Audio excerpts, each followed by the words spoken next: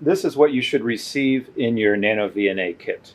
You should have the Nano VNA, a USB cable with a USB-C connector to connect the Nano VNA to the computer. There will be a second cable to do testing with. You should have a stylus, which is used to connect the Nano VNA, and then you should have 4 separate connectors, which I'll explain next. This connector has an internal pin, a white dielectric, and a silver outer casing. This is your 50 ohm load. The dielectric contains a resistor behind it that is 50 ohms between the center pin and the outer connector.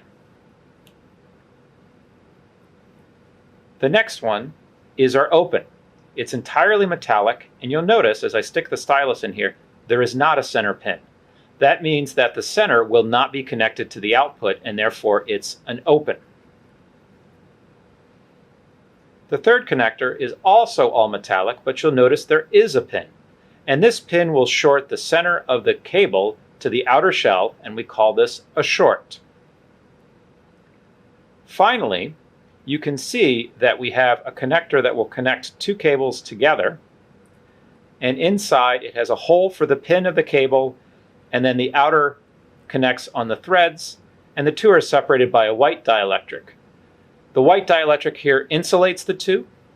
Please note that in this one, there's a special resistor behind the white dielectric. The white dielectric isn't a resistor, so that when you look inside this connector, this is not a 50 ohm resistor, it's just a connector for the cable. Now when you attach these, what you should do is hold the part with the threads firmly in your hand, and then you should turn the connector onto the adapter. And the reason is, if you notice, the cable's not rotating, my fingers aren't rotating, only the outer casing. What this does is it takes the pin from the cable and it moves it slowly inside of the hole inside the connector.